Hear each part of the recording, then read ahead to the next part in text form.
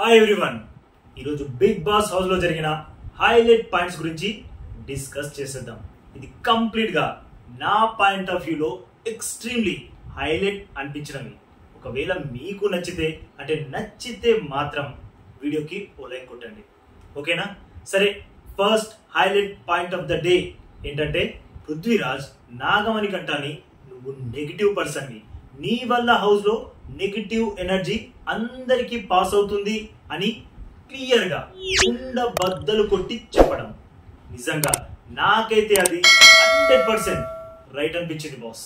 ఎందుకంటే 24/7 my game is on అన్నట్లు మణికంఠ తనకి ఎవరైనా ఏదైనా చెప్తే చాలు, అబ్బో వీళ్ళు నన్ను బ్యాట్ చేయడానికే ఇలా మాట్లాడుతున్నారు అనుకొని టక్మని వాళ్ళకి రివర్స్ పంచ్ ఇవ్వడానికే చూస్తున్నాడు, కానీ అసలు వాళ్ళు చెప్పింది నిజమా అబద్ధమా అని అస్సలు ఆలోచించట్లేదు. ఎందుకంటే 24/7 మై గేమ్ ఈస్ ఆన్ అన్నట్లు మణికంఠ ఎవరైనా ఏదైనా చెప్తే చాలు, అబ్బో వీళ్ళు నన్ను బ్యాట్ చేయడానికి ఇలా మాట్లాడుతున్నారు అనుకొని ఠాక్మని రివర్స్ పంచ్ ఇవ్వడానికే చూస్తున్నాడు, కానీ వాళ్ళన్న దాంట్లో నిజం ఉందా అని కొంచెం కూడా ఆలోచించడానికి ట్రై చేయట్లేదు.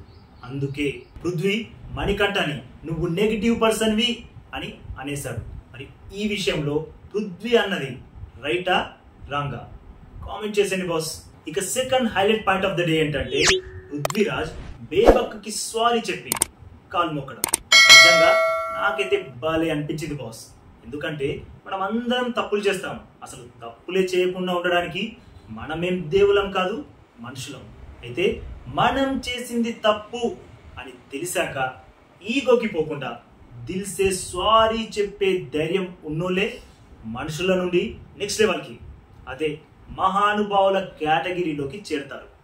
ఏమంటారు బాస్, నిజమా కాదా? నాకైతే పృథ్వీరాజ్ సారీ చెప్పిన విధానం బాలే నచ్చేసింది బాస్. ఇక third highlight point of the day ఏంటంటే, నవీన్ మణికంఠని నామినేట్ చేస్తూ మనమంతా మెంటలీ ప్రిపేర్ అయ్యే హౌస్ లోకి వచ్చినాం, అలాంటప్పుడు గతం తాలూకు బ్యాగేజ్ ని పక్కన పడేసి గేమ్ ఆడాలి, అలాంటి మైండ్ సెట్ తో ఉన్నోలే ఈ హౌస్ లో ఉండాలి అని అన్నాడు. నిజమే కదా, బిగ్ బాస్ హౌస్ లోకి వచ్చిందే మనమేంటో నిరూపించుకోవడానికి, అంతేగాని మాట్లాడితే నా గతం అంటే ఆ గతంలోనే ఉండాల్సింది. బిగ్ బాస్ హౌస్ లోకి ఎందుకు వచ్చారు బాస్? బిగ్ బాస్ అనే సూపర్ ఆపర్చునిటీ వచ్చింది, దాని గురించి ఆలోచించకుండా ప్రతి టాపిక్ ని ఫ్లాష్ బ్యాక్ తో ముడిపెట్టి ఏడవడం ఏంటి అంటే, ఇక్కడ మణికంఠ ఎమోషన్స్ ని తప్పు పట్టట్లేదు, కానీ బిగ్ బాస్ కు వచ్చింది ఏడవడానికైతే కాదు కదా. సరే, ఇక fourth highlight point of the day ఏంటంటే, ఇది విని నేనైతే షాక్ అయిపోయా. లిటరల్లీ వీడేంట్రా బాబు ఇలా ఉన్నాడు అనుకున్నా. ఇప్పుడంటే మణికంఠ విష్ణుప్రియని నామినేట్ చేస్తూ నువ్వు నన్ను ఫెమినిటీ అన్నావు, నీతో 3 రోజులుగా ఎందుకు ట్రావెల్ చేశాను అంటే నువ్వు వర్డ్స్ ఎలా రిలీజ్ చేస్తున్నావో తెలుసుకోవడానికే అన్నాడు. అది విని విష్ణుప్రియ షాక్. ఓ గాడ్, అందుక నాతో 3 days తిరిగావు అంది. దానికి వెంటనే మణికంఠ ఎగ్జాక్ట్లీ అన్నాడు. నాకైతే ఎక్కడి నుంచి వచ్చావురా బాబు అనిపించింది బాస్.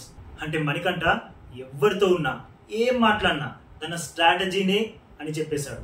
మరీ ఇంత ఓపెన్ గా చెప్పేశాక రేపటి నుండి బిగ్ బాస్ హౌస్ లో తనతో ఫ్రీగా ఎవరుంటారో నాకైతే అర్థం కావట్లేదు బాస్. ఇప్పటి నుండి హౌస్ లో ఎవరితోనైనా మాట్లాడడానికి వెళ్తే అదిగదిగో మణికంఠ వస్తున్నాడు, ఏదో స్ట్రాటజీతోనే వస్తున్నాడు అనుకొని పక్కకి వెళ్ళిపోతే ఈ పరిస్థితి ఏంటి మణికంఠ? దీన్నే కాళ్ళ కింద గొయ్యి తవ్వుకోవడం అంటారు. ఇట్లాంటి విచిత్రమైన క్యాండిడేట్లను పట్టిన బిగ్ బాస్ కి హ్యాట్స్ ఆఫ్. నాకైతే మణికంఠకి ఓ సలహా ఇవ్వాలనిపిస్తుంది. అఫ్ కోర్స్ తను తీసుకోడు, బట్ గతంలో మనసుకు తగిలిన గాయాలని గుర్తు చేసుకుంటూ బాధపడే వారికి ఫ్రీ అడ్వైస్. ఇంకెంతకాలం ఆ బాధల్ని మోస్తావు? జరగాల్సింది జరిగిపోయింది, దాన్ని మనం మార్చలేము. హోగయా సో హోగయా బాస్. మనం బ్రతికుంది ఏడుస్తూ కూర్చోవడానికి కాదు. మనం అంత వీక్ మైండెడా? మన వల్ల ఏం కాదా? గట్టిగా అనుకుంటే బాధ కలిగించే గతాన్ని మర్చిపోయి అందమైన భవిష్యత్తుని నిర్మించగలం. ఏమంటారు బాస్? Free advice. నచ్చితే ఓకే, నచ్చకపోతే లైట్ గా తీసుకోండి బాస్. ఇవే ఈరోజు బిగ్ బాస్ హౌస్ లో నాకు నచ్చిన హైలైట్ పాయింట్స్. ఐ హోప్ మీకు నచ్చాయనే అనుకుంటున్నా. నెక్స్ట్ ఎపిసోడ్ లో హైలైట్ పాయింట్స్ తో మళ్ళీ కలుద్దాం. ఇక ఈ వీడియో నచ్చితే మాత్రం లైక్ కొట్టి మన ఛానల్ ని సబ్స్క్రైబ్ చేసేసుకోవచ్చుగా బాస్.